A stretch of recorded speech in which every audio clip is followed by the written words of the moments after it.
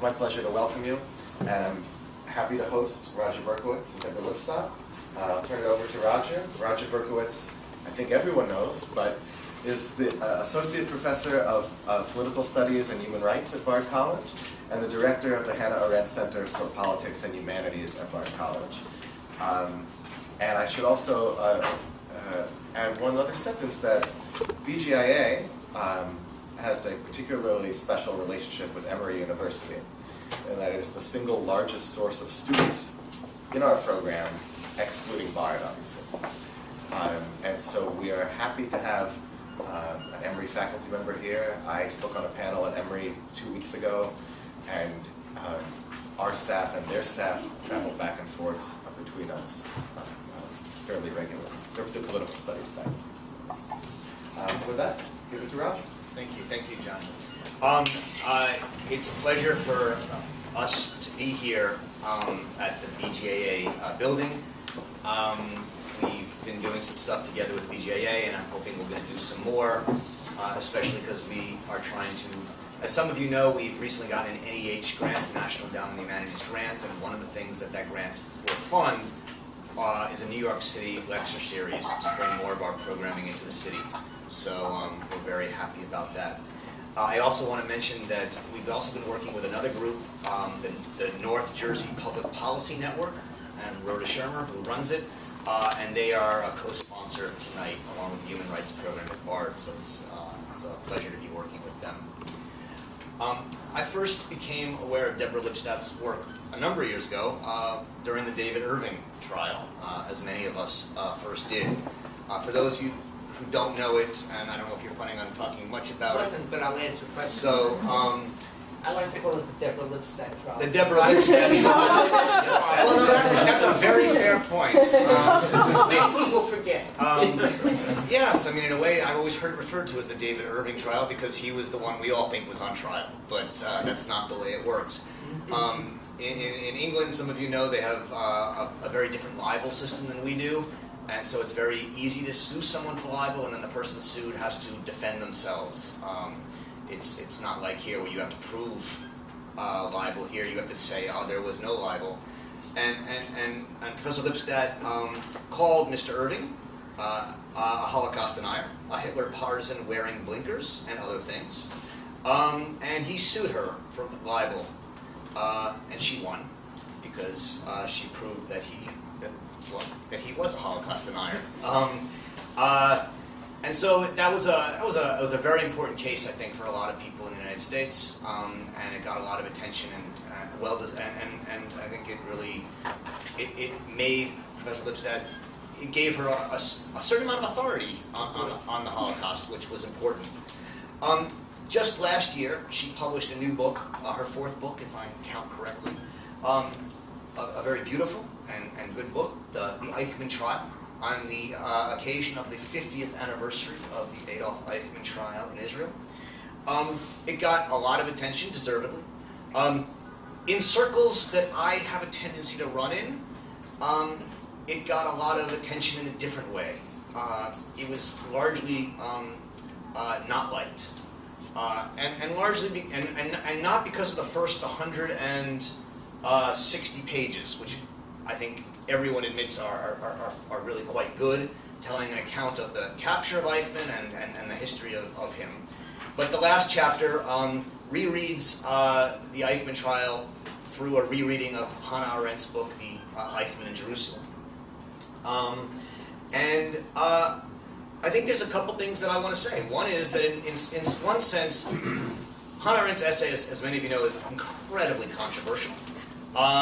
It generated enormous controversy, what some people call a pogrom, when it was originally published. And I have to say, some of the things that you quote about what some people said about it were really awful, and about her. And so it's had its defenders and also many and its critics. I'd have to say that this is one of the most balanced accounts that we have, and so we should be happy with that, and we should thank Professor Lipstadt for that. It gives both sides. In the end, it even embraces the main thesis of the book, as far as I understand it, the banality of evil, which has been criticized by many. And yet, at the same time, the book was also very critical of Hannah Arendt, couple moments, it comes very close, and in fact says that she may be an anti-Semite. At one point, and I just thought she says, Professor Lipstadt writes, she may have been subliminally writing for her teacher and lover, the revered philosopher Martin Heidegger, who joined the Nazi Party in 1930, and rejected Jewish professor from the university, where he served as rector, and affirmed Nazi ideals, and never recanted his wartime actions. It accuses her in the end of not thinking, and thus being like Eichmann, which is exactly her criticism of Eichmann, which has upset a lot of people. And she writes of Arendt's personal disdain for Israel that bordered on anti-Semitism and racism. So these are hard critiques, I think, it's fair to say, even though the book also praises Arendt in many ways. They're not all critiques I would ascribe to, but we can have that discussion, and I think it's important to have it.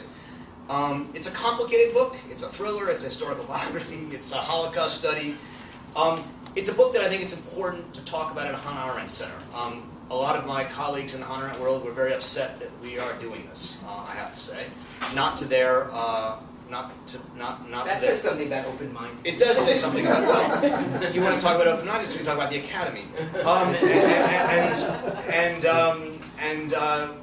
The Hannah Arendt Center is actually designed to be not about Hannah Arendt. It's designed to be a center dedicated to thinking in the spirit of Hannah Arendt. Thinking that provokes, inspires, and makes people uncomfortable.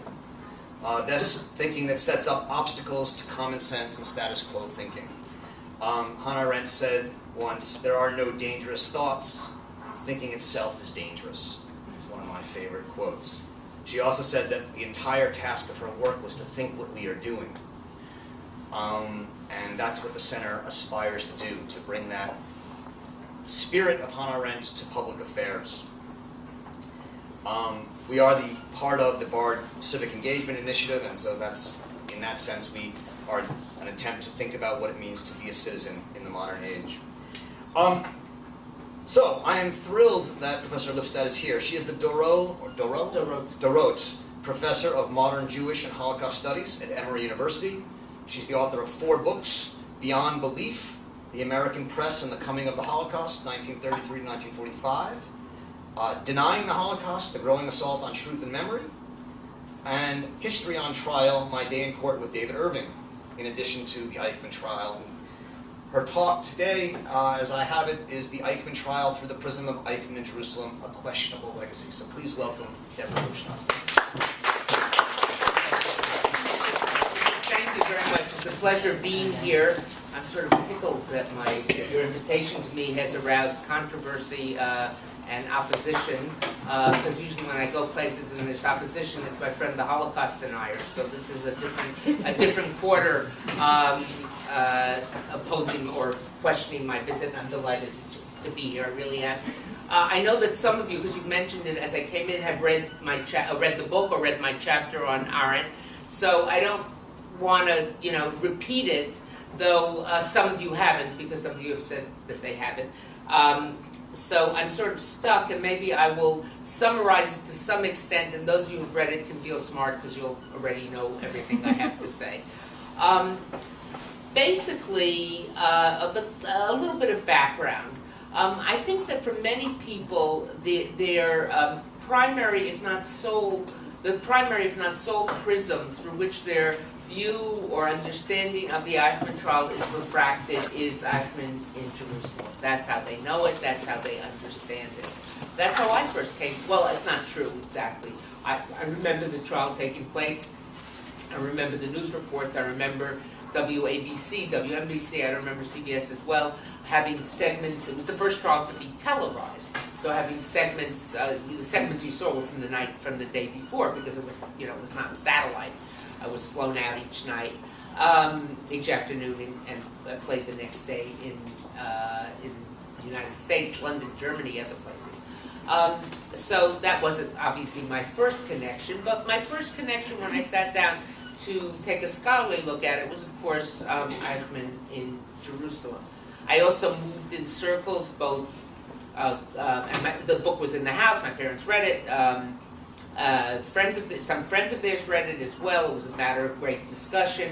But to be perfectly honest, most of this discussion, certainly early in before I seriously encountered it, was negative, was critical. Not so much in my house as the words, I never heard the word self-hating Jew growing up. I came from a very traditional home, very Jewishly affiliated, but I never heard that word.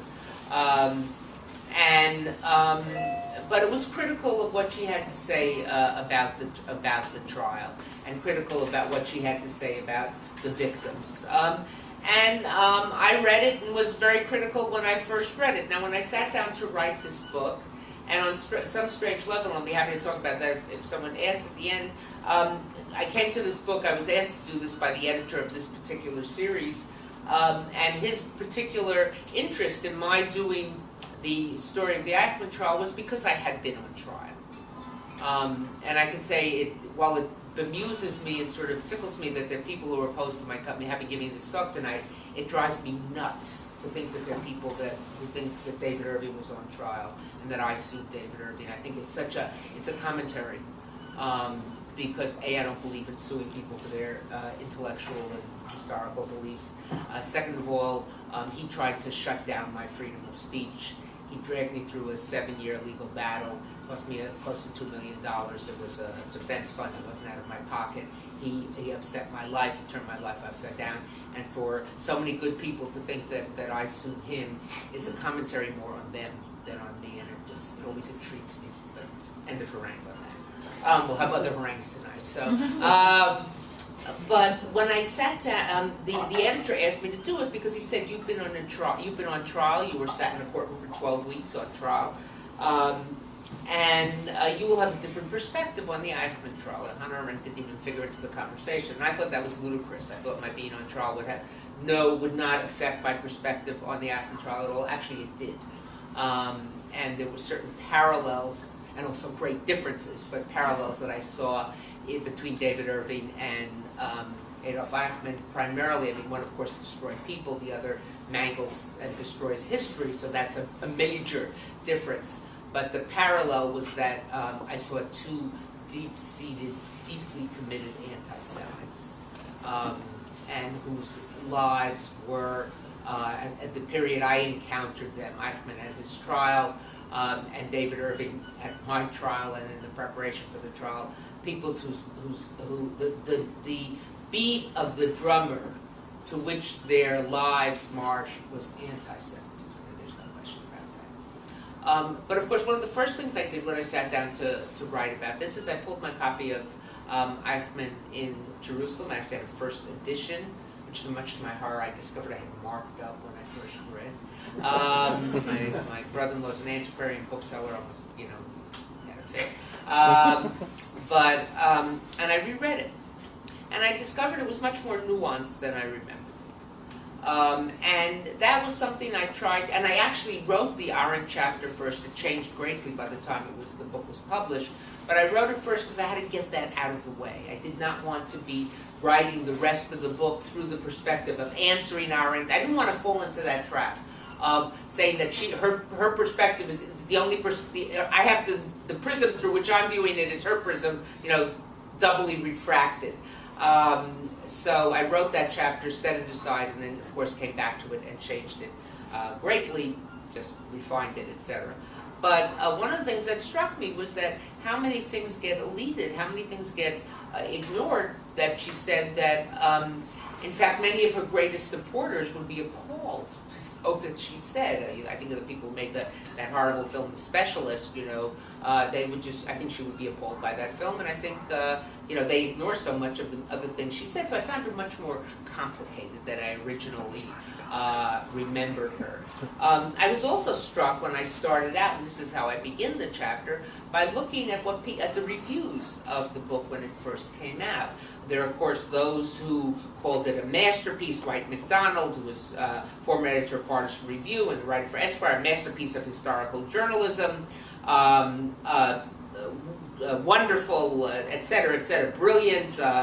Stephen Spender described it as brilliant, Robert Lowell, a masterpiece, etc. And then, of course, those at the other end of the spectrum called her a self-hating Jew, called it filled with half-truths, double standards of evidence, etc., etc. And of course, the war of the intellectuals, many of them, most of them, if not here in New York, are the war of the Jews over this book, Irving Howe's experience and others, really are quite striking. I don't know. I contend that I don't think there's another book.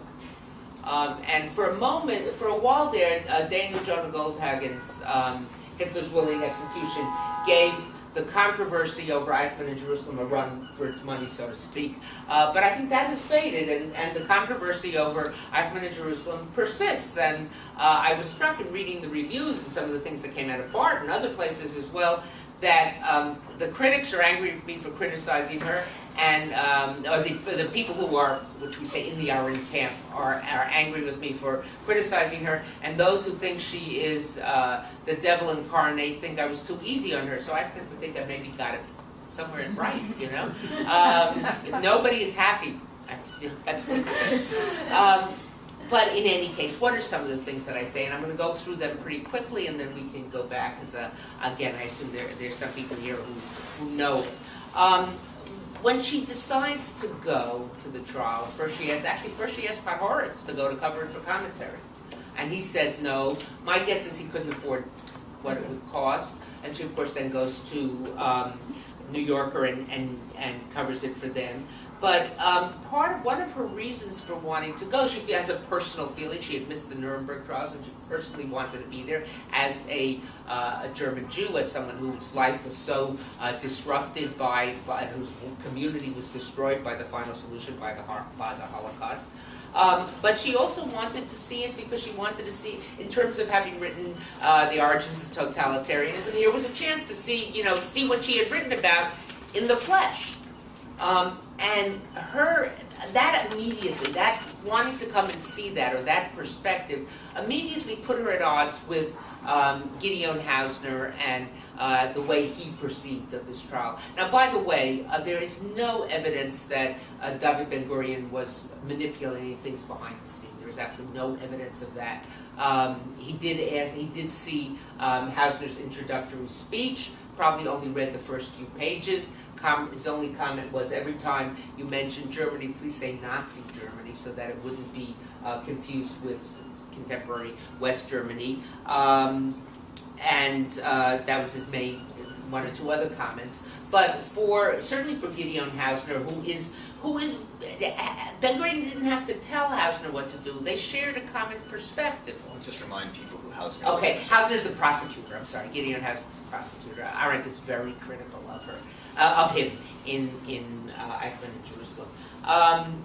But for Gideon Hausner, for many Israelis, for Ben-Gurion, the perspective on Eichmann was that and on the final solution, not just Eichmann, was that this was a link in the chain of anti-Semitism. Hausner's opening paragraphs in his opening speech, where he says, judges of Israel, today I do not, I'm paraphrasing, today I do not stand with you alone.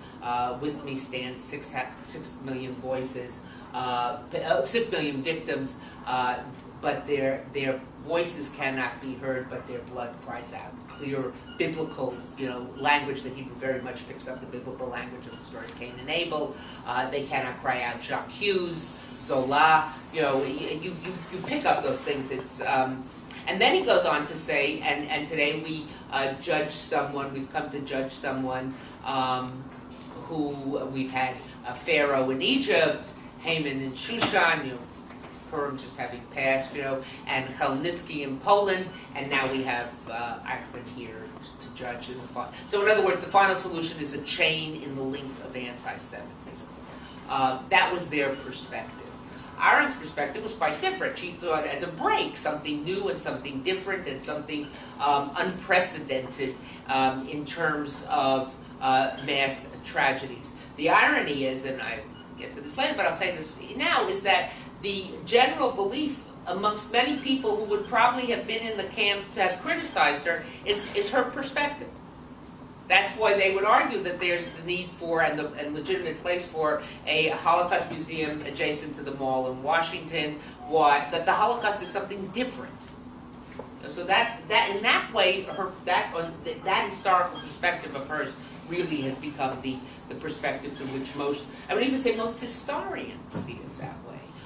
But certainly even those talking now about people who would have been more critical of her, or would even today be critical of her, that that is the perspective that is seen, that is very clearly accepted.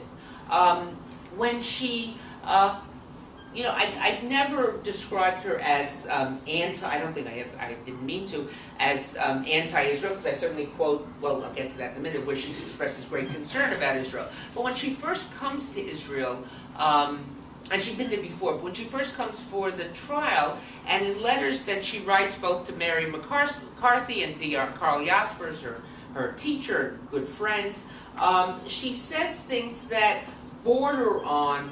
And I said, border on anti-Semitism and border on racism. There's no question about it. Let me read you some of them. She talked about the Payas, Payas and Kaftan Jews, in other words, the ultra-Orthodox, who make life impossible for all reasonable people here. She talked about she describes for Karl Jaspers, the judges were the best of German Jewry, while Hausner was, quote, a typical Galician Jew, one of those people who doesn't know any languages. Now I want to just point out that Gideon Hausner was conducting the trial in Hebrew, Yiddish, English, German, probably he knew Polish, he grew up in Poland. He well may have known Lithuanian, some Eastern European languages, etc. What she probably meant is his German wasn't perfect. So if your German's not perfect, you didn't know any languages. But she says about him, he spoke, quote, without periods or commas, like a diligent schoolboy who wants to show off everything he shows. He has a ghetto mentality.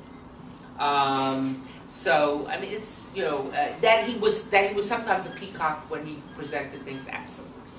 That he overdid it. That at times, you wanted to say to him, "Stop! You've made your point." As you read the transcript clearly. But to talk about some of the ghetto mentality is quite striking. Moreover, she also talks about, she shows particular contempt for the Sephardic or Middle Eastern Jews. At that point, many Israeli policemen were of Sephardic origin. It was a way out of lower classes, it was a good job, etc. And many were, not all, but many were. And she writes, she talks about them as she calls them the Oriental Jews, and she writes, an Oriental mob that would hang, well here's now she's not talking about the policemen, I'll get to that in a minute, an Oriental mob that would hang around any place where something is going on is hanging around in front of the courthouse. She felt this, she writes to Jaspers, I feel as if I'm in Istanbul or some other half-Asiatic country, and here's where she talks about the Israeli police. Everything is organized by a police force that gives me the creeps, speaks only Hebrew and looks Arabic.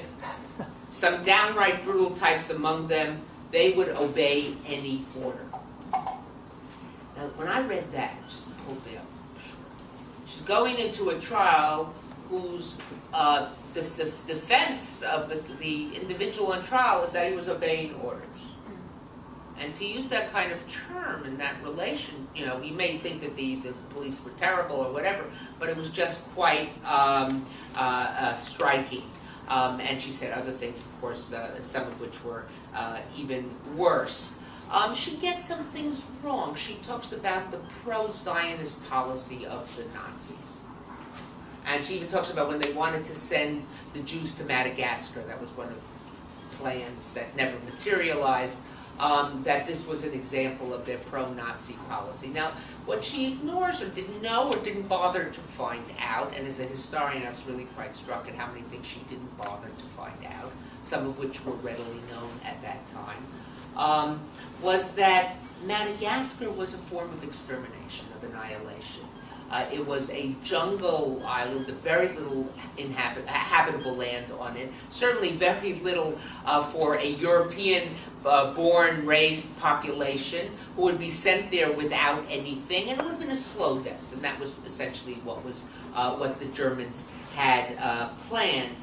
And in fact, it was very clear early on in the 30s when the policy of the Nazis, before the policy becomes annihilation and murder, when the policy is to push them out of German-controlled territory, that there was concern about how many were going to Palestine, how many were going to the Yishuv, the Jewish community in Palestine, because again, it was creating a community of too many Jews together.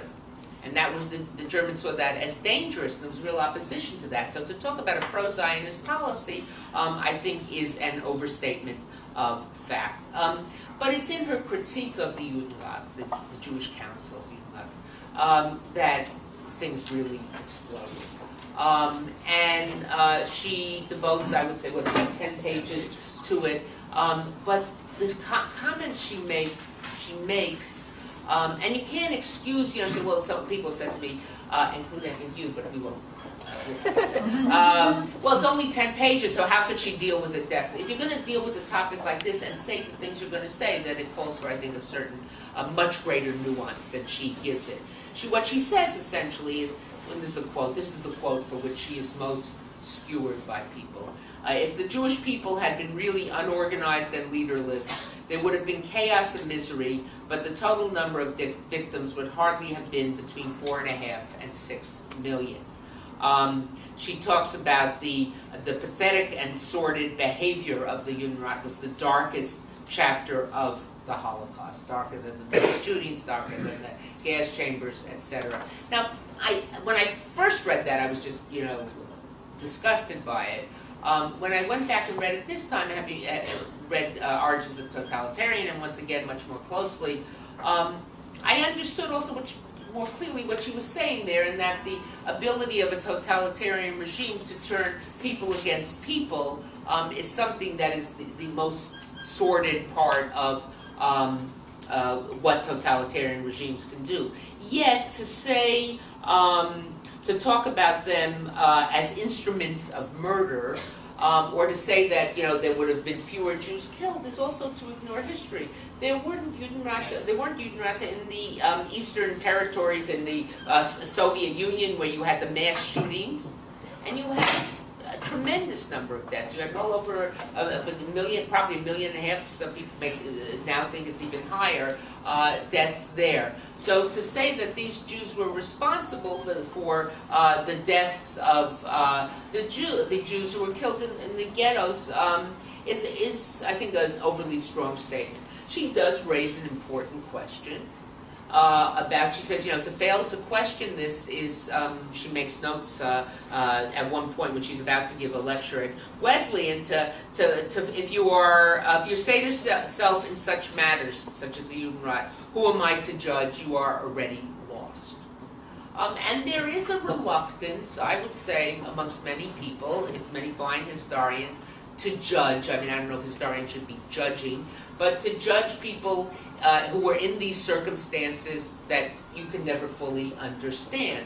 But I think she does raise some important questions about their making up the lists of who would get on the trains and who wouldn't, etc. So, and there is much criticism. There was criticism by the Jews in the ghetto, the Jews in the Warsaw Ghetto. The Jews who were involved in the rebellion in the Warsaw Ghetto hated the Judenrat in the Warsaw Ghetto, and in fact, they wanted, when Hausner came to two of the leaders, Sylvia Lubetka Zuckerman and her husband, to come and give testimony, Antek Zuckerman, to come and give testimony at the trial, they said, you must tell the whole story, including the story of the Judenrat. Now, I think one of the things that ticked her off, that really upset her, was that Hausner didn't bring up the topic of the Judenrat at the trial. It's Benjamin Halevi, one of the judges, who brings it up.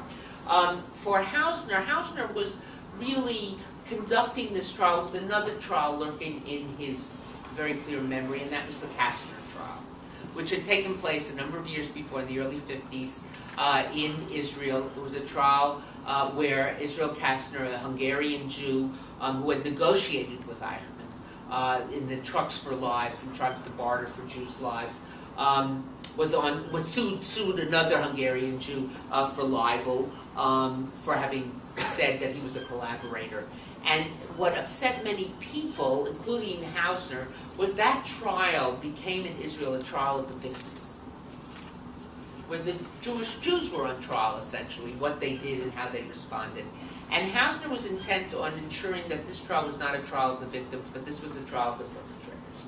So he ignores that topic. Now, for some reason, Arendt says that he ignores it because Ben-Gurion doesn't want him to embarrass Adenauer and West Germany and the Germans. Now, Ben-Gurion was very sensitive to what Adenauer thought because he was trying to develop closer relations for Israel and Germany, and that was very controversial in Israel at that point. Many people were strongly opposed to that. But how raising the topic of the Jewish councils would have embarrassed Adenauer, in fact, if anything, it would have been, I think it would have been succor to the Germans. They would say, see, you're attacking us, attack the Jews who collaborated as well. So it's a strange statement that she makes. Another strange statement that she makes is when she writes about Leo Beck. Leo Beck, the leading Reform rabbi of Berlin, who had a number of chances to get out of Germany. Could have come to Hebrew Union College here, Hebrew Union College in Cincinnati tried to bring him. He could have gotten to London, and he refused. He refused to leave because he didn't want to leave his congregation, his people, his flock, so to speak. Finally, in late 42 or in early 43, I forget exactly when, they come to arrest him. Gestapo comes and he asks them to wait so that he can pay his light bills or his utility bills. That's pretty, get a lot of those unpaid. And so he could write a letter to his daughter who was in London. He's taken to Theresienstadt, Terezin, the camp outside of Prague in Czechoslovakia, the Czech Republic. And he knows that the Jews who are being deported from Terezin are being taken to Auschwitz to their death. He doesn't tell them. And he doesn't tell them because he thinks to tell them would make their pain even worse. And that's something to debate. That's something to debate. Not to judge, maybe, but to debate, to discuss, to wonder, was that right? Who gave him the right to keep that information? It was a judgment call on his. It may have been a wrong judgment call, because there may have been some people who wouldn't have gotten on the train, they would have done something, you know. But where Arendt goes overboard is she calls him the Jewish Führer. Now, where did she get that? And here's where she really gets to a certain degree in trouble, and I'm not going to go into this whole piece. The late Raoul Hilberg does it in great detail in his memoir. In his book, in Destruction of European Jewry, Hilberg writes about Beck, that Beck, whom Eichmann's men called the Jewish Führer, ... Arendt leaves out this phrase, Eichmann's men called, and just describes him as the Jewish Führer. Now, I think that is so over the top that you have to wonder what's going on. Why would someone use that? Why would someone say that? And of course, Hilberg's great upset was that he felt that she had lifted many things from his work, many facts from his history, which she probably did without crediting him, and then in the end goes on to attack him for his perspective. She's also wrong on Yechiel Dinur, Katsetnik, who, as he was known. He was an Israeli. It was a writer in Israel. He's the one who faints, who collapses at the trial. Actually goes into a coma for 2 weeks, and hovers between life and death, and then does survive. And she writes about him. Let me just find it. He comes on into the witness box, and he was a writer of books that were close to pornographic, kind of. They were these cheap sellers that would be sold in newsstands, And he took, his name was Yechiel Dinur, he took as his pen name Katsetnik, a concentration camp name. And he gets into, first he asks the judge's permission to testify under his pseudonym, under his Katsetnik, and they refuse. They say, you can't do that, it's a trial, you got to testify under your real name. And then he begins to launch into descriptions. The planet Auschwitz, the inhabitants had no name, they did not dress as we dress here. And he's essentially paraphrasing what he says in his books. And the judges stop him and say, excuse me, you got to answer questions. This is not a time for speeches, etc. And he faints, he collapses. And if you've ever seen the video, they're up on YouTube, many of the videos of the trial and the video of him collapsing. It's really, I watch it many times. It's almost like someone just pulled the plug out from under him and he just crumbles. And this is how Arendt describes the moment. He started off, as he had done at many of his public appearances, with an explanation of his adopted name. He continued with a little excursion into astrology. When he arrived at the unnatural power above nature which had sustained him, even Mr. Hausner felt something had to be done about this testimony, she puts in question marks, and very timidly, very politely interrupted him.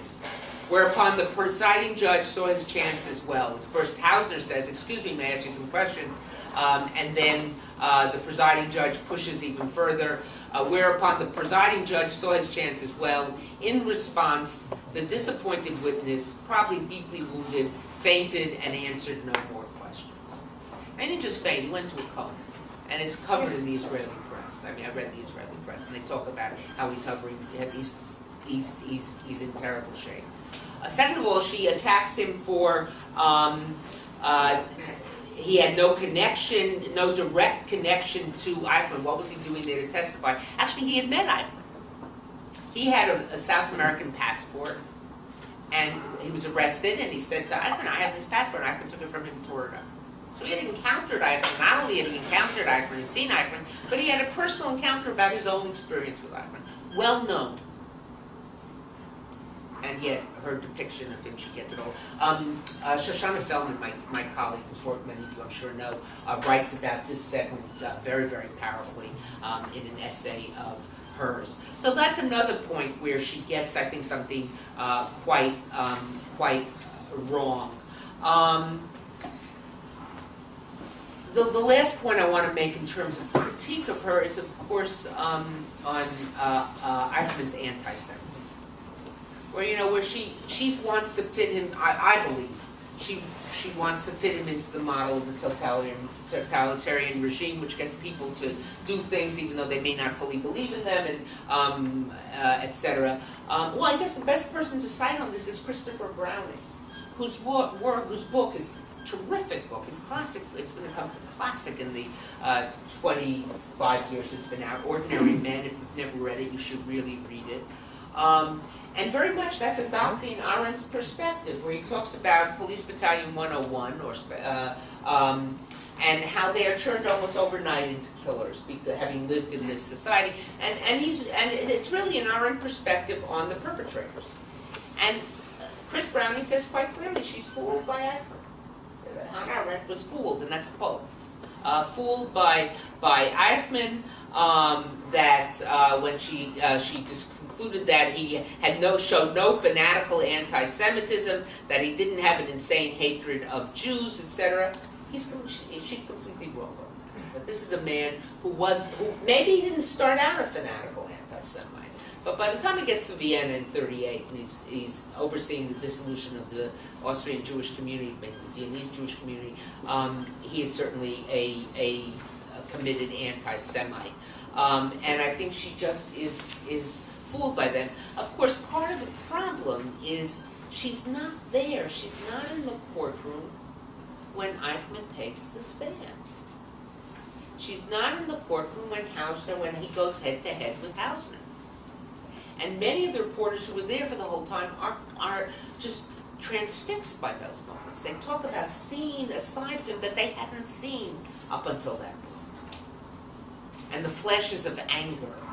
And now she was summary. She was meeting her husband and Mary McCarthy in Europe, and they actually went to visit Heidegger, which struck me as quite striking. Many people say, oh, she wrote this because of Heidegger.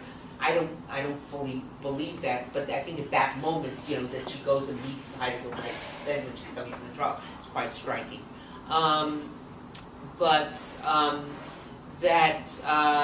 That she didn't see that, I think, is it should have been acknowledged someplace. Should have been stated. You would think the New Yorker, with its fact checking, would have at least, because she begins the book. Doesn't the book begin with Beit HaMishpat, which is the House of Justice, which is what in America we say all rise. In England, and in Israel they say Beit HaMishpat, which means rise. And she says, I went to Jerusalem to cover this. But she also says, I stayed for 3 weeks and then I came back for a week. She says, but she doesn't acknowledge that she isn't there at that critical moment when Eichmann is on the stand. I think that's quite striking. Now let me turn to the other side, because that's not the only perspective I have. She says some things that I think are exceptionally powerful. First of all, when she talks about Eichmann as a small cog, and he wasn't such a small cog, but she says it's immaterial. When you have a machine, take out a small cog, take out a large cog, the machine's going to stop operating. And I still have people say, well, it was just a small cog. I say, okay, I'm going to take out a small little bolt from your car. No, I think she's right on the perpetrators not being monsters. I think she got that so right, and that's such an important contribution to study of the final solution. I also was deeply touched and deeply moved when she hated Abba Kovner's testimony, and I can understand with good reason. Abba Kovner was the leader of the Vilna Ghetto resistance. But even more striking, Abba Kovner was the first person, not the first Jew, the first person we know of in Europe, December 41, January 42, at the very end, we don't know exactly what day, to call for armed uprising against the Nazis.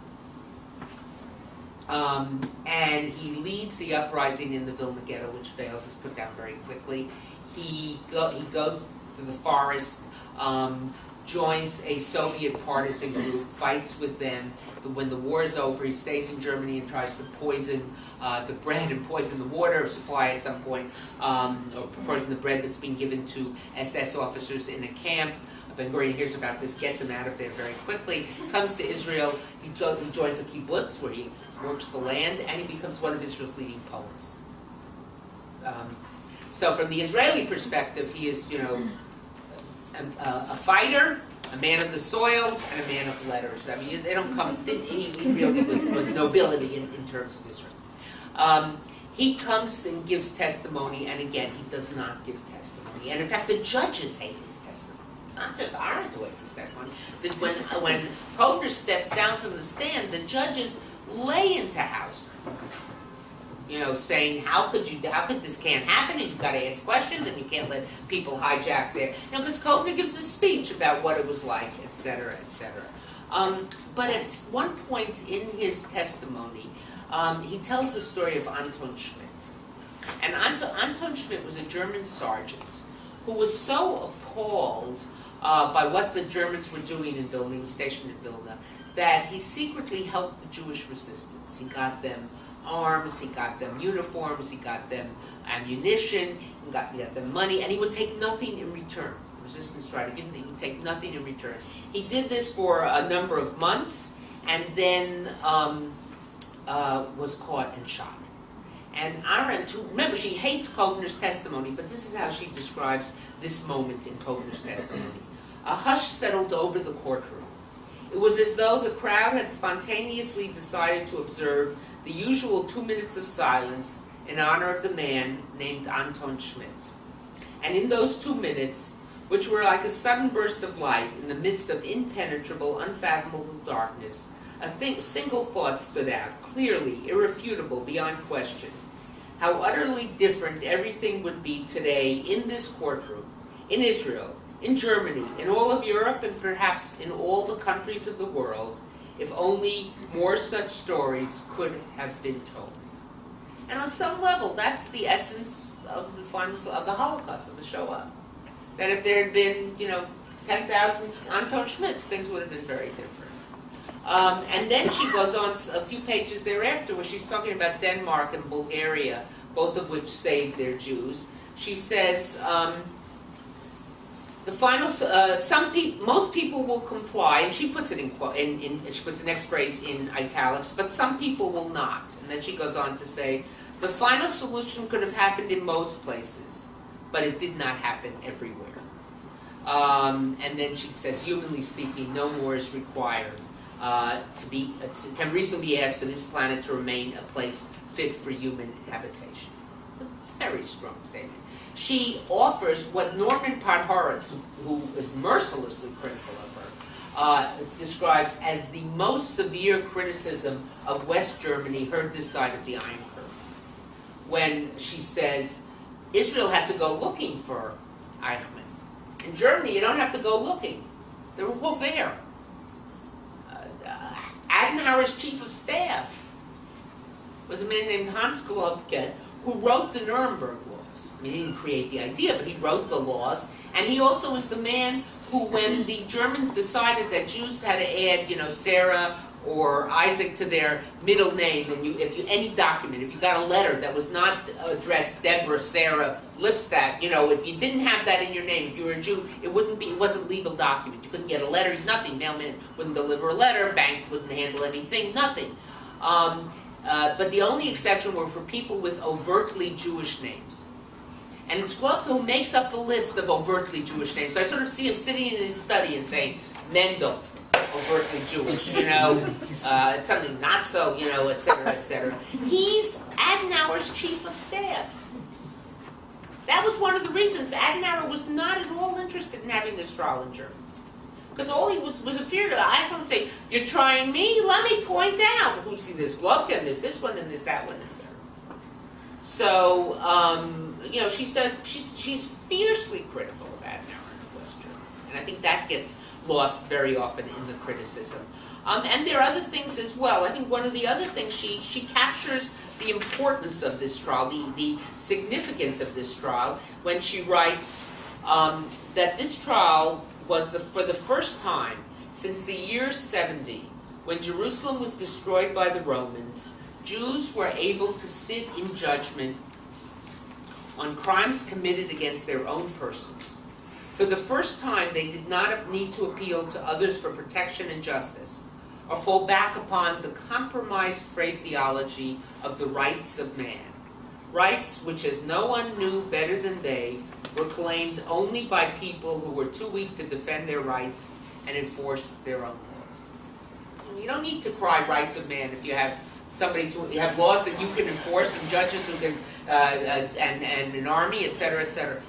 What I write in the next sentence is, Ben-Gurion, for whom Israel represented the Jewish emergence from powerlessness, could not have stated matters more forcefully. It's very striking.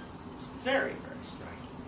Her comment that this was a show trial doesn't, if you read the transcripts, which I have read both in Hebrew and then I use the translations, of course, in English, if the judges are critical and hard on anyone in that courtroom, it's on Gideon Hausman. You're bringing witnesses who have no connection, you're asking immaterial questions, etc., etc., number one. Number two, Eichmann never stands at show trial. We're talking 61 after the Stalinist show trials. The show trial means you go in and say, I did it. I'm wrong, punishment. Eichmann never acknowledges that he was wrong. He says, yes, I did it. No Nazi war criminal has ever denied that it happened. They denied maybe that they did it or denied that they had a choice. One of the most powerful moments, in fact, comes, to move away just from Arendt for a moment, I'm going to stop in a second or two so we do have time for questions and comments and discussion, comes at the end of the trial. In Israeli courtrooms, especially the very few capital trials, there have been just a few in all of Israel's history, and of course Eichmann is the only person, two people have been found sentenced to death in Israel's history. Eichmann, anybody know the second one? Dumyanyuk, John Dumyanyuk. and in a tremendous credit to Israel's judicial system. There's an automatic appeal. It's not a tremendous credit, but I'll get to that in a minute. There's an automatic appeal in a capital case in Israel. And this is the only law which has the death sentence, the Nazis and their collaborators. So when the case went to the High Court, to Beit Mishpat Elyon, the judge, there was some question about one of the documents identifying Dunyanyuk as Ivan the Terrible. And the person who had identified him was no longer alive, so he couldn't be questioned. So the judges say, very much paraphrasing here Jewish law, that there was some question whether it was entirely correct that he was Ivan the Terrible. But there was no question that he was Ivan the very, very, very horrible. And they don't say it that way, but they say it's clear that you did terrible things, you did horrible things, but we don't know if you were Ivan the Terrible, and that's what you were brought here and charged with. And in a democracy, you can't bring someone for the rape of one woman, and you say, well, we can't prove that rape, but we know he raped someone else. If that wasn't the charge, he can't be charged. And they let him go. So 2 people have been sentenced, and one's death penalty has been carried out. And Arendt, in fact, supported the death penalty. She supported also having the trial in Israel. When Jasper said the trial shouldn't be in Israel, how can he get a fair trial? She points out, after the war there were trials in Poland, and there were trials in Czechoslovakia, and no one said, how can those trials be fair? How come now when it's Jews we ask that they're not fair trials? She thought he should be sentenced for this new and unprecedented crime, but she so supported the death penalty. Which even some of the witnesses at the trial, and Gershom Sholem, which of course with whom she's going to have a great contretemps after the publication of her book, doesn't support the death penalty. So it's not so clear. It's much more complicated, I think, than some people would have it in the what she says and how she says it. I think she got some things terribly wrong. I think she got some things very, very right. I think at times she's unnecessarily cruel. She's cruel about the Sonderkommandos, where the people who worked the Jews who worked in the gas chambers, where she says, oh, they were criminals, so it was all right. How did she put it? The actual work of killing was done by the Sonderkommandos, but then she says cavalierly, this was no moral problem because the SS chose criminal elements for the job. There's no proof of that. In fact, we know people who were Sonderkommandos who were not criminals. We know many of the people who were on who wasn't. She just throws that out there. And Primo Levi texted her many years ago. I can't prove that he's writing to her, but it certainly sounds that when Primo Levi writes, no one is authorized to judge them, not even those who lived through the experience of the lager, and even less those who did not live through it. I would invite anyone who dares to pass judgment to imagine, if he can, that he has lived for months or years in a ghetto, tormented by chronic hunger, fatigue, promiscuity, and humiliation, that he has seen die around him one by one his beloved, that he is cut off from the world, unable to receive or transmit news, that finally is loaded on a train, 80 or 100 persons to a boxcar, that he travels towards the unknown blindly for sleepless days and night, and that he is thrown at last inside the walls of an indecipherable inferno. I am convinced that Primo Levi is writing to Hannah Arendt's comment on that. And there's no proof that they were criminal, and if they were criminal elements, etc. So there are things she got terribly wrong, but there are some things that she got, things that she captured, and she captured very, very well. So she's a complicated character, and I think those of you who study her and know her should be willing to admit that as well. Thank you very much.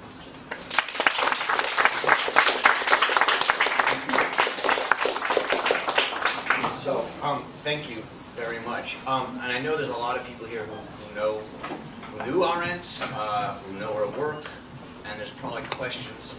But I want to, what I don't want, at least right now, to do is go through one by one or any of this. I think that a number of the points Professor Lipstadt makes are good, critical of Arendt.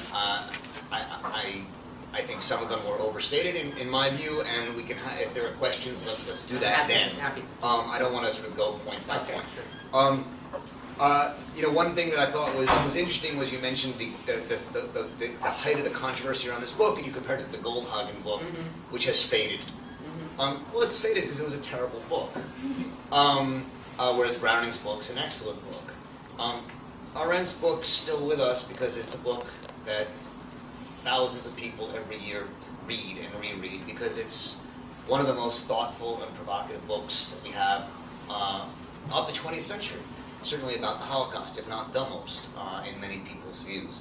And so it's important for us to keep that in mind, that this is a book that people have been talking about now for 51 years, or 50 years. Came out in 61 in the paper, right? 63, yeah, so almost 50 years. It was printed in the New Yorker before. Right, so but it's also 63 in the New Yorker.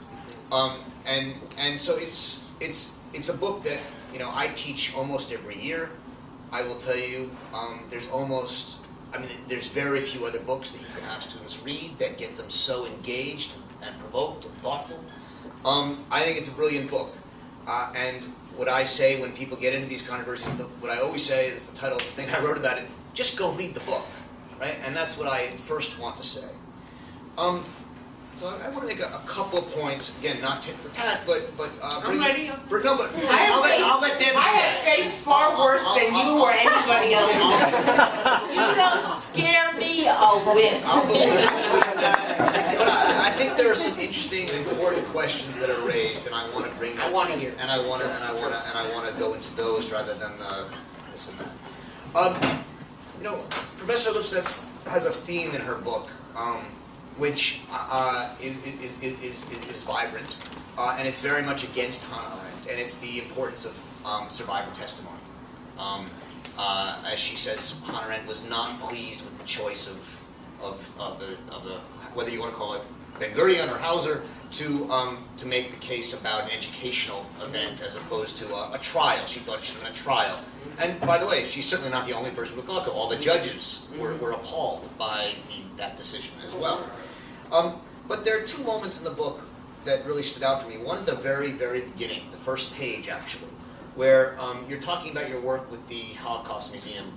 And I'm going to tell the story quickly, and you tell me if I get it wrong. But the Holocaust Museum in Washington, Professor Lipstadt was on a committee to help design it, or help... I was just present when it was that. Or present, okay. And there was a controversy over whether to have hair as one of the exhibits. And hair harvested from women, I believe, in the Holocaust.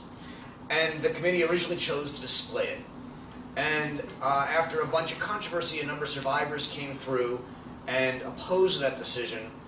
And at one particular meeting, one of them said, "That could have been my mother's hair. She never gave you permission to display it." And in the words that you write following that, quote, "The conversation soon ended. There was no vote, but all those present knew that the decision had been made. As one member said, 'I don't object to the hair. Who am I to challenge the survivors?'" But let me just add one thing on that. Another argument also was made by feminists, including many women, not just women, but staff members at the museum, who thought it was objectifying women by displaying their hair. So I thought that was also good. People made arguments on both sides. Later in the book, at the very end, in the chapter on Arendt, you're discussing Chaim Rumkowski. Chaim Rumkowski was one of the Judenräte, one of the Jewish council leaders. I have a very different view of her discussion of the Judenräte in the book. I think it's one of the more important and powerful sections of the book, and I'm happy to talk about that later. But Chaim Rumkowski is someone who made a very particular decision to give up the elderly and children in order to save, let's say, on the one hand, other people, and on the other, his family and friends. It wasn't just his family and friends. It wasn't just, but it included his family and friends. So here's a leader who made a choice to, as he said, cut off the limbs to save the body.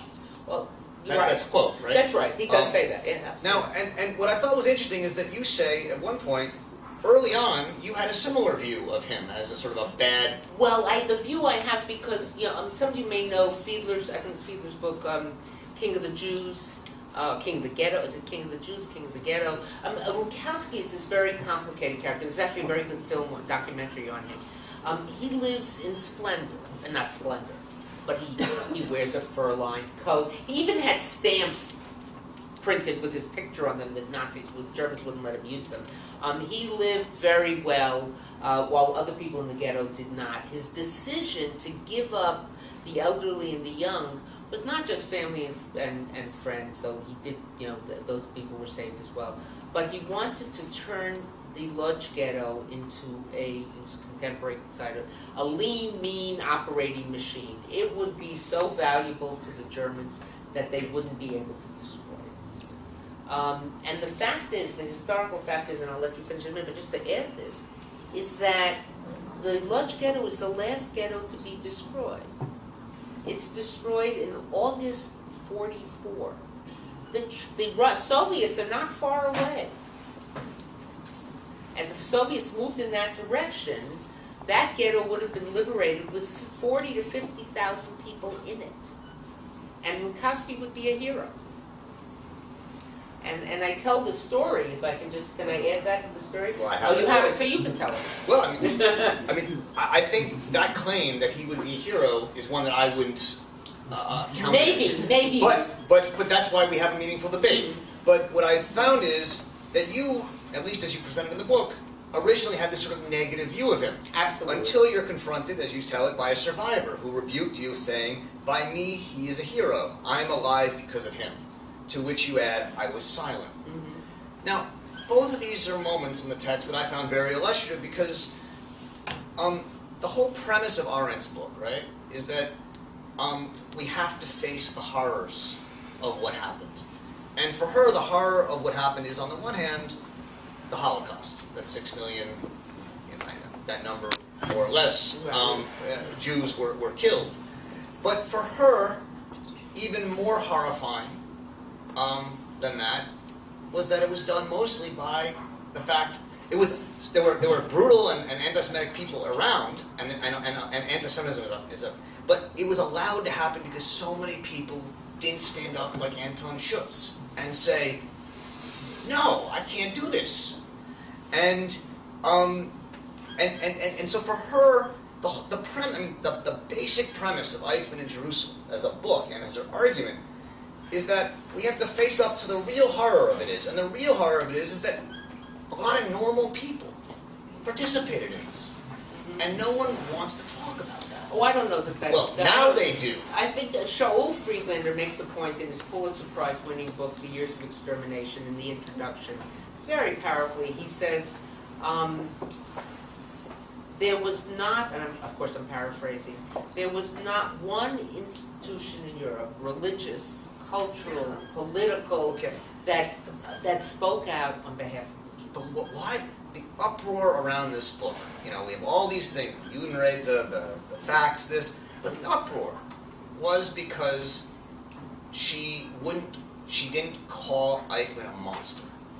That's what the uproar was about. I don't agree. Okay. I don't agree. I would think it was more about... That's still what people, when I confront people in the streets or in parties. No, well... Yeah, I know. There was once maybe it was around this book, there was once a great cartoon in the New Yorker, I forget how it was set up, but it's a New York City cocktail party, you can see out the window, New York City landmarks, and people are talking about a book and saying, oh, this, that, and the other, and then there's one little nebbishy guy in the middle somehow got invited to the party, and he said, but I read the book, and it doesn't say that. In the next panel, he's completely by himself, everybody is fine. So, I think the people who say that, she didn't call him a monster, I think, and having read the criticism, because I paid a lot of attention, because I start the book by looking at the praise and looking at the criticism. The criticism, I think, mainly was around the union. Okay. My point is that when I've gone to Holocaust memorial museums, there's nothing more powerful than seeing hair. Nothing more powerful than seeing eyeglasses or clothes, right, shoes. Right. that's what it means to me to face the horror. To stand up and say, being nice and saying, let's not, might have been my mother's hair, or feminist concerns. No, we have to tell the truth, and we have to put that out there and confront the horror. That's what Arendt did, and I think, and I think it's very important that she did that.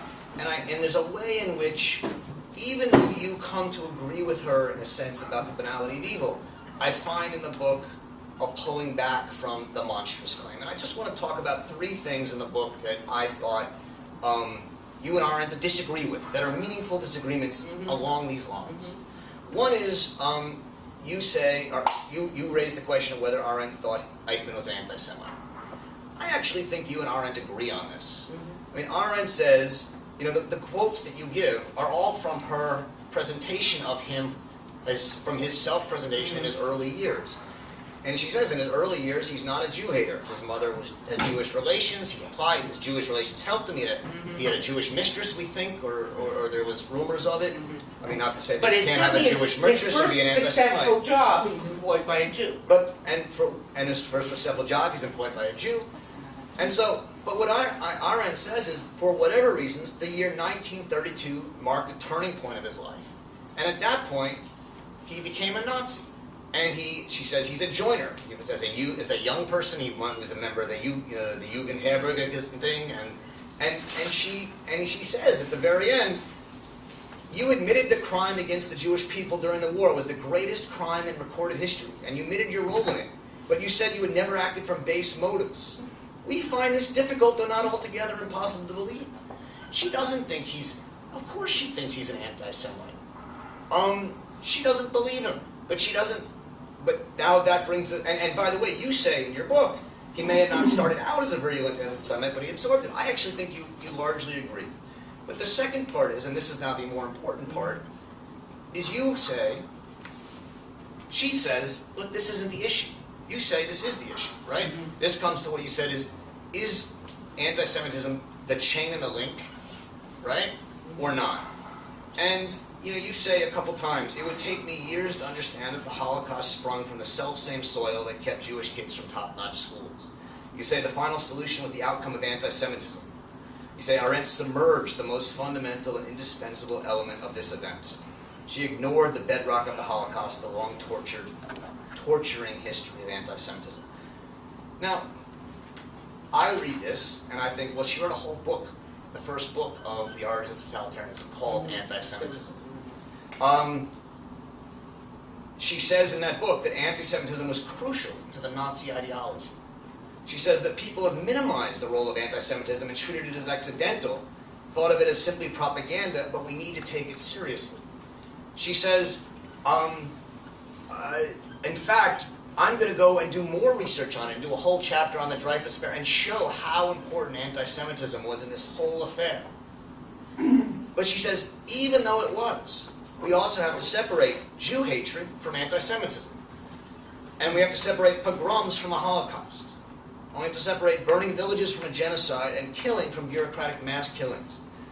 And that there is a common sense fallacy, she says, of eternal anti-Semitism, which leads to the normalization of Jew hatred and excuses it.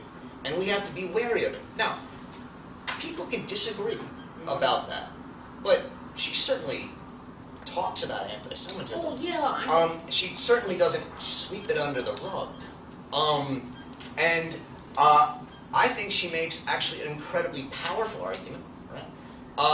That anti-Semitism was important, but was not central, right, in the Holocaust. Because she says there were pogroms. That's we have anti-Semitism through history. We shouldn't deny the anti-Semitism, but we have to take seriously that something else is at play. That's her argument, and a lot of her work, all of her work in this area, is trying to figure out what that something else is. Imperialism, other things as well. And I think that's an important distinction between you. But I don't feel like you argue against her. I think you just say she sweeps it under the rug, and I think that's important. I think in relation to the Eichmann trial, she sweeps it under the rug. I certainly don't think she sweeps it under the rug in the anti-Semitism book. I don't think she sweeps it under the rug in other things. But I think for some reason, when she's looking at Eichmann, she can't acknowledge how deeply the anti-Semitism has become part of what he does. I don't think she diminishes the importance of anti-Semitism, and I don't suggest that, I'm talking about this specific book in relation to the specific trial. I wasn't writing a study of Arendt's views on anti-Semitism in general. And I think she's right. Pogroms are not a Holocaust. The Holocaust was something quite different. It wouldn't have happened without, the famous, probably apocryphal, but the joke that is told about the Nazi era of some Nazi official standing there and saying, and the Jews are our misfortune, and the Jews did this, and the Jews did that, and somebody in the audience yells out, and the bicycle riders. And the guy says, why the bicycle riders? The person says, why the Jews? No, it would never have happened, but I don't even know if the joke was told. But in any case, the point is that without centuries of that anti-Semitism, Eichmann couldn't have come to do what he does. And I just think in her analysis of Eichmann, she somehow can't connect that as much as it deserves to be connected. Here's a man, as I mentioned earlier, in 56, 57, is being taped in Argentina, saying, again, this famous statement, I'm going to go to my grave that I had a role in this killing. This was a man who would, the Foreign Office would say, the Italians are asking about a particular Jew who's married to an Italian Catholic, and her father is a member of the Italian Fascist Party, and they're anxious to find him. Can you locate him? They just want him located. Eichmann would find him and get the guy on the train to a death camp. They would ask about someone, Eichmann would write. So there was a tremendous commitment to doing his job, but a commitment that was motivated by a deep-seated anti-Semitism. And I don't think she diminishes. I wouldn't have taken her seriously. I mean, I wouldn't, of course, take her seriously because so many people take her book seriously that I would have been forced into it. But I don't think she at all diminishes, and her history diminished the importance of anti-Semitism. For some reason, in her depiction of Eichmann, I think she just somehow can't bring herself to acknowledge that. Maybe it's because to do so would somehow run counter to her, theories on totalitarianism. I'm not sure, but that I leave that open. You know what? I'm going to stop here because we're gone dangerously long. close. So we got about 25 minutes, and I'm going to throw it open to questions, and we can then talk. With pleasure. Julius. Okay, I have a few comments, and some of them I have personal recollections with Hannah, who was a friend of mine in the 50s and 60s. First of all, you and I must not have read the same book. I read the one that was printed in the New Yorker. Obviously, you added certain things to it that came from other sources. And I don't recognize Hannah Arendt from your description. It's just my opening remarks. Now, going into some details. But try to keep it short, because we're short on time. I'll try to keep it short. Thank you, Roger. I don't talk very long. Let's talk about anti-Semitism. You accuse her because of these remarks of anti-Semitism. You have to accuse every German Jew that existed at that time, and there were 600,000 of them. There's a difference between Western Jew and Eastern Jews. Talking to someone whose name is Lipstadt. Yeah, excuse me. I grew up in Germany. My family came from the East. I've never been east of Germany, so I've lived in both camps. And some of these remarks that were made were common among German Jews. Let's remember that this was a different time, a different age, and if she made remarks of that type, they were the same thing that we used to say in the 40s and before, which is now politically incorrect. So one has to make a distinction there, and that's extremely important. That's one of the points. That doesn't make her, to call her anti-Semitic or have an anti-Semitic streak of any kind, I don't understand, and it wasn't there. The second thing, I want to talk about her attitude towards Israel. And I've discussed that with length with her and with her husband Heinrich. Their feeling was that the problem between Jews and Arabs were not solvable, and that because of that, the state could not exist. My attitude was that the importance of a Jewish state was more important than the difference between Arab and Jews, and somehow things go together. And I might add to it, the jury is still out. The problem hasn't disappeared. That's one of the things that I want to stress here. And I see other points. Okay. About, let me get one more point out, George. Germany, at the time in the 1930s, anti-Semitism was at a low point. It was at a high point in 1910, and it was at a low point. It was something that the Nazi movement recognized as a means of gaining power, and they perpetuated it. That doesn't mean that that many Germans, once they were caught up by the Nazi issue, became part of the machine. And once they were in there, they couldn't help themselves. They were part of it, and they knew it was a matter of survival. I don't believe there were many Germans who didn't know what was going on. It was going on there. So we have to make that distinction, that being an anti-Semite was only important as far as Nazi philosophy was concerned at that time. It was not endemic in that particular period. And I'm going to stop right there. And your last point, I never say, first of all, I don't talk about that in that, and in my other work, I don't say that it was endemic. In fact, I think it's more horrifying that many people did it not out of conviction, but out of convenience and participated. I don't believe for a minute that Hannah Arendt was an anti-Semite. I don't know where people get this idea. I would like to say to them... You said it yourself. I heard you say it. I did not say that she was an anti-Semite, because I don't believe it. I say that some of the remarks in the book and some in Eichmann and Jerusalem, some of the ways things she expressed come close to sounding like anti-Semitism. To describe her as an anti-Semite is just, I guess there's a personal connection when you can never quite get over that. And in terms of Israel, I also cite in the book what she writes to Mary McCarthy during the Yom Kippur War about how distressed she is with what is going on not just in Israel, but how distressed she is with the anti-Semitism, and I'm paraphrasing here, being expressed at the United Nations towards Israel.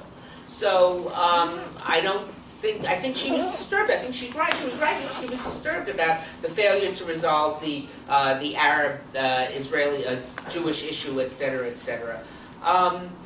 In terms of explaining away her comments about about Hausner, he's a Galician Jew who doesn't know any languages, ghetto mentality, about the Israeli police, etc. As typical German Jewish things. I grew up in a very German Jewish household. My father was born in Hamburg, my aunts, cousins, etc. Yes, there was a feeling that German Jews had got it righter than a student, etc. But my father still married a Polish Jew. I get to places on time but out of breath because I'm a mixed marriage.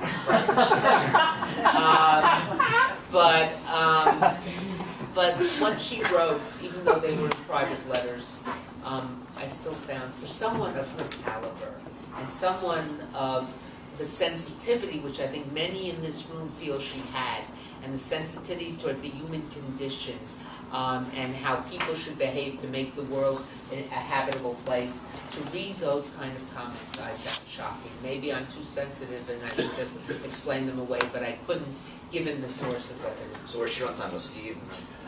I'll try to be swift.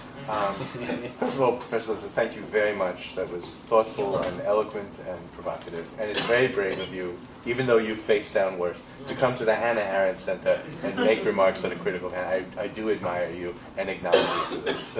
Secondly, I'm just made a little uncomfortable that we're talking about the Holocaust and the Jews and not mentioning the Gypsies, the Russians, and other victims of Nazi genocide. Not that Hannah Arendt takes it up so well either, okay, but I just feel it's necessary to put that into this room because we weren't the only victims of Well, what that's a happened. complicated issue, and I say in the book that had the Germans won the war, they would have wiped out lots of other people. So they would have finished the job on the Gypsies. Yep. They would have wiped out the people, and I don't say this with any derogatory of the stands, you know. They would have wiped out loads of Ukrainians and Lithuanians, etc. Useless eaters, you know. But only for the Jews did it have to be right then and there. Correct. But okay, so that was the second thing I wanted to say, just because it just bothers me to talk so much about one group and not mention the others that were also very, Well, they very weren't. I think it's different, but that's for another conversation. Okay. To your point, one of your points that you're making about why Hannah Arendt couldn't bring herself to discuss Eichmann's anti-Semitism. Oh, I'm with you. She was wrong. She got it wrong. In fact, papers that came out much more recently, like in the last 10 years, transcripts of things that Eichmann said when he was in Argentina and so on. And Elizabeth Youngerl spoke about this actually up at Bard. She was wrong. He was much more anti-Semitic than she knew. Okay, but it is curious that she didn't go there, which I think is your point. And I think there is a reason for that, which she talks about in Eichmann in Jerusalem, which is that, you know, Eichmann received his marching orders at the end of July from Heydrich, okay, about what the final solution was going to be. In fact, it was July 31st. I happened to see the document in my head right when he received the document. He doesn't, and he goes on a tour. He goes on a tour to Poland. He sees Auschwitz. He sees several other places, which are just getting going. Being built. He is repulsed by it. He comments, he writes letters about it, about how repulsed he is and how sick he is. Yet, in September of 1941, he, with his just impenetrable and implacable insensitivity, begins the final solution and does it, we have to say, very well. I mean, it's disgusting, it's repugnant, but, you know, and so how is it possible that in 4 weeks this man went... I don't know how repulsed he is when he writes, you know, about that. I have real trouble. Okay, hang on. But Hannah Arendt is fascinated by this, and she writes very briefly, but then she takes it up later again in Human Condition, when she starts to philosophize about Eichmann. Okay, she takes it up. This point, like, how is it possible that a man goes from being at least expressing, okay, thoughts of this is not right, something's wrong here, to just this, if I may use the phrase, this, you know, automatic, thoughtless behavior. Okay, you know, she ascribes it to his a couple of things. One is his careerism. He was wanting to advance his career, and the other that he was swept along in a tide. You know, where, you know, Himmler had given the speech, we both saw it in Berlin, where he said, you know, this was a duty and you have to endure the speech. Right. That's in 43. Okay. Well, he had given another one, I'm sorry. Okay, not the Posen speech. He'd given a speech in which he talks about how it's your duty to endure the slings and arrows of being an executioner, blah, blah, blah, blah, blah. So, you know, she is very much focused on that, okay, and talks about how it would have taken an exception to the tide to do the right thing, and this guy was not one of them.